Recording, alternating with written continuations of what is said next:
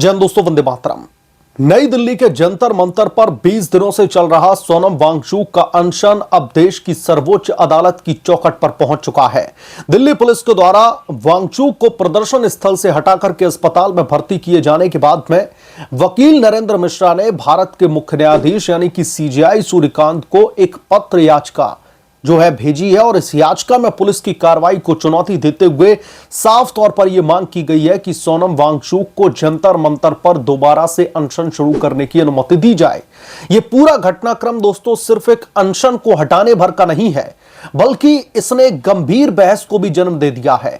एक तरफ प्रदर्शनकारियों के मौलिक अधिकार हैं, तो दूसरी तरफ यह बड़ा सवाल भी खड़ा हो चुका है कि क्या छात्रों के संवेदनशील मुद्दे की आड़ में राजनीतिक एजेंडा सेट करने की कोशिश की जा रही है। और सबसे महत्वपूर्ण बात यह है कि क्या सुप्रीम कोर्ट को ऐसी पत्र याचिकाओं को जनहित याचिका जो कि पीआईएल जिनको बोला जाता है उनके तौर पर एंटरटेन करना चाहिए या फिर नहीं। आइए इन तमाम पहलुओं का एक विस्तृत विश्लेषण करते हैं और समझते हैं कि इस मामले में कितनी सच्चाई है कि यह वाकई में सिर्फ छात्रों के लिए अनशन किया जा रहा था या फिर इसके पीछे कोई राजनीतिक एजेंडा है। चीफ जस्टिस को भेजे गए पत्र में वकील नरेंद्र मिश्रा ने दिल्ली पुलिस की कार्रवाई को बुनियादी अधिकारों यानी कि आर्टिकल 19 और 21 का उल्लंघन बता दिया। हालांकि गौर करने वाली बात यह है कि सोनम वांगचुक का यह अनशन किसी लद्दाख के मुद्दे पर नहीं है, बल्कि नीट की परीक्षा में कथित गड़बड़ी, बार बार होने वाली पेपर लीक और परीक्षा प्रणाली की पारदर्शिता से जुड़ा हुआ था। याचिका में दावा किया गया कि राष्ट्रीय स्तर की परीक्षाओं जैसे कि नीट में बड़े पैमाने पर धांधली की जा रही है। ऐसे मामले सामने आ रहे हैं जहां पर परीक्षा कोई और देता है और कॉपी किसी दूसरे छात्र की जांची जाती है। विपक्ष के नेता राहुल गांधी भी सार्वजनिक तौर पर इन गड़बड़ियों को उठा चुके हैं, जो इस मुद्दे की गंभीरता को दर्शाता है। लेकिन इस मुद्दे की गंभीरता तब खत्म हो जाती है जब इसे पॉलिटिसाइज किया जाने लगता है। सोनम वांगचुक मूल रूप से लद्दाख के पर्यावरण, जलवायु और वहां के संवैधानिक अधिकारों जो कि छठी सूची में जोड़ने की बात करते हैं उससे जुड़े आंदोलन के लिए जाने जाते रहे। ऐसे में अचानक से लद्दाख से आकर के दिल्ली के जंतर मंतर पर राष्ट्रीय स्तर की परीक्षाओं के पेपर लीक और नीट विवाद को लेकर के 20-21 दिनों तक भूख हड़ताल पर बैठ जाते हैं। कई राजनीतिक विश्लेषकों के ये गले नहीं उतर रहा है बिल्कुल भी। मुद्दों के राजनीतिकरण की अगर हम बात करें तो नीट और परीक्षा प्रणाली पर सरकार पहले से ही विभिन्न स्तरों पर जांच और सुधार की प्रक्रिया चला रही है। ऐसे में परीक्षाओं में धांधली के नाम पर दिल्ली के केंद्र में लंबा अनशन खींचना इसे एक पॉलिटिकल स्टंट या फिर नौटंकी का रूप दे देता है। इसके आड़ में एजेंडा चलाया जा रहा है। सवाल उठाए जा रहे हैं कि क्या सोनम वांगचुक छात्रों के भविष्य के प्रति संवेदनशील है या फिर वो इस बड़े और भावुक मुद्दे की आड़ में अपने संगठन को खुद के लिए एक नया राष्ट्रीय राजनीतिक मैदान यानी कि पॉलिटिकल ग्राउंड तैयार कर रहे हैं।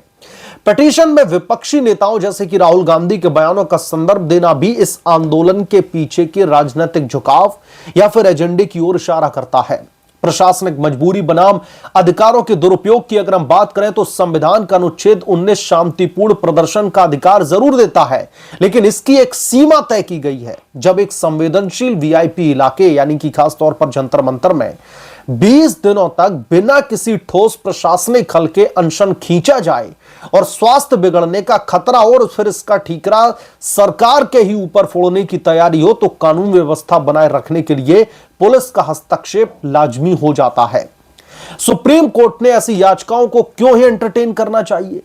न्यायिक हलकों में यह एक बड़ा सवाल बन चुका है कि क्या हर विरोध प्रदर्शन और पुलिसिया कार्रवाई के खिलाफ सीधे सुप्रीम कोर्ट का रुख ही करना ठीक है? ऐसी याचिकाओं को एंटरटेन न करने के पीछे कई मजबूत तर्क दिए जा रहे हैं। किसी भी पुलिस कार्रवाई या फिर प्रदर्शन की अनुमति के लिए सबसे पहले संबंधित राज्य की हाई कोर्ट जाया जाता है। इस मामले में पहले हाई कोर्ट का रुख दरवाजा खटखटाया जाना चाहिए था। हर छोटे बड़े आंदोलन के लिए सीधे मुख्य न्यायाधीश को चिट्ठी लिख देना न्यायपालिका के तय जो हायरार्की होती है इसमें एक तरीके की उसका मखौल उड़ाने जैसा है।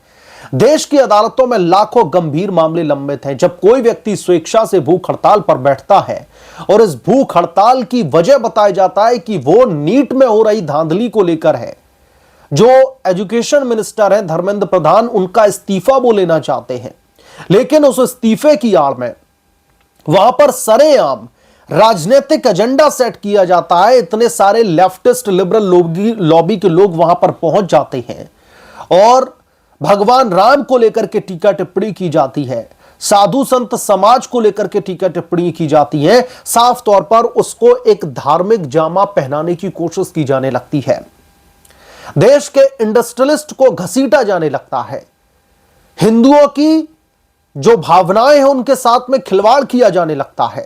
तो यह फिर मामला नीट के खिलाफ जो प्रदर्शन करने के लिए, जो अनशन करने के लिए सोनम वांगचुक जी बैठे थे, यह मामला वहां से किस डायरेक्शन में चला गया।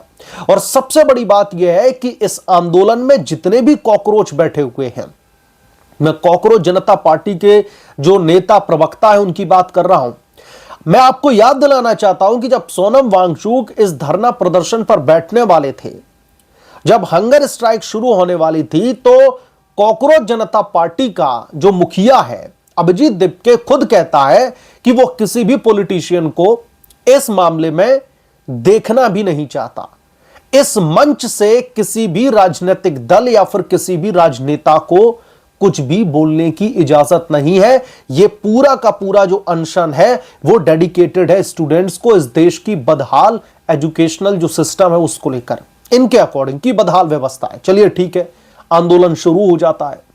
आंदोलन शुरू होते होते इस मामले में जो सियासीकरण की स्थिति है वो पहले दिन से ही पैदा होने लगती है। बड़े बड़े ऐसे नामचीन लोग सोनम वांगचुक के उस मंच को जाकर के इस्तेमाल करते हैं और उस मंच के जरिए अपना नैरेटिव सेट करने की कोशिश करने लगते हैं। मैं आपको एक एक करके गिनवाता हूं, आप लोगों को तब समझ में आ जाएगा कि आखिरकार चल क्या रहा था। पहले तो आम आदमी पार्टी के नेताओं का तांता लग गया, एक एक करके कभी संजय सिंह पहुंचते हैं, कभी खुद अरविंद केजरीवाल पहुंच जाते हैं, और भी कई बड़े सियासतदान वहां पर पहुंचे थे और पूरा फायदा लिया जा रहा था इस मामले का कि इस मामले में कैसे सरकार को तो घेरने का, चलो ठीक है, पहले से ही घेर रहे थे, धर्मेंद्र प्रधान का इस्तीफा मांग रहे थे, लेकिन वहां पर जो बकैती की गई राजनीतिक तौर पर, उसने इस पूरे आंदोलन की धज्जियां उड़ा करके रख दी। नेताओं का सिलसिला जारी था, कॉमेडियन भी जाने लगे। कुणाल कामरा जाकर के वहां पर सीता के पति राम और नीता के पति अंबानी वाली जो थ्योरी लेकर के आए, उसने इस आंदोलन को और भी ज्यादा कमजोर कर दिया। सवाल खड़े होने लगे कि इस आंदोलन में नीट की परीक्षा के लिए ही क्या ये वाकई में बैठे हैं? क्या वाकई में एजुकेशन सिस्टम की बदहाल स्थिति में तब्दीली के लिए यह अनशन किया जा रहा है, या फिर इसके पीछे कुछ और ही एजेंडा है? उसके बाद में कॉकरोच जनता पार्टी का ही एक प्रवक्ता सीधे सीधे साधुओं पर सवाल खड़े करने लगता है। साधुओं को जो महाराज कहकर के बुलाते हैं उसे इस चीज से तकलीफ होती है। वो कहता है कि भाई इनके क्या किंगडम है क्या, इनको क्यों बुलाया जा रहा है? यानी कि फिर से सीधे तौर पर उसने सनातन पर अटैक करने की कोशिश की। उसके बाद में एक और महिला वहां पर पहुंच जाती हैं, वो स्टेज से अल्लाह अल्लाह करती हुई दिखाई देती हैं, वहां पर हमारी लिंग हमारी आजादी जैसे नारे लगने लगते हैं। तो समझ में यह नहीं आ रहा था कि यह जो पूरा का पूरा आंदोलन खड़ा किया गया नीट परीक्षा में हो रही धांधली को लेकर के, हमारे एजुकेशन सिस्टम को ठीक करने को लेकर, धर्मेंद्र प्रधान के इस्तीफे को लेकर, जवाबदेही तय करने के नाम को लेकर जो आंदोलन शुरू हुआ था, यह तो अब किसी और ही दिशा में जाता हुआ दिखाई दे रहा था। चलिए ये सारे मुद्दे अलग हैं।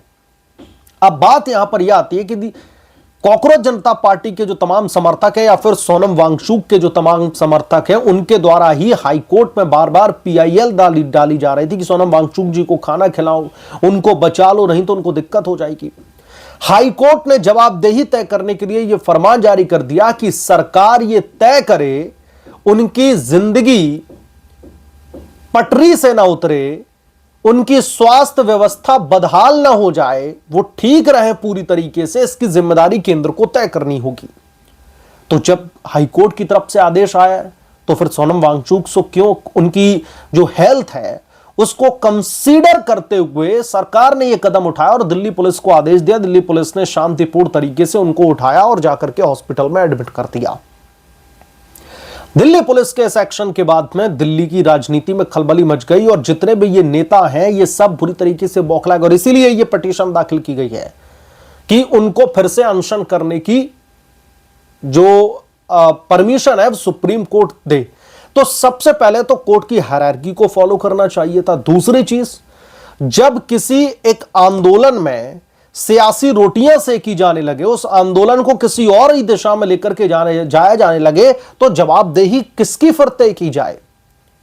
आप तो नीट के एग्जाम के खिलाफ में उतरे थे ना अनशन करने के लिए, फिर ये सब कुछ राजनीतिक रायता वहां पर क्यों फैलाया जाने लगा? मसलन अब सुप्रीम कोर्ट क्या इस पर फैसला लेता है, इस याचिका को खारिज करता है?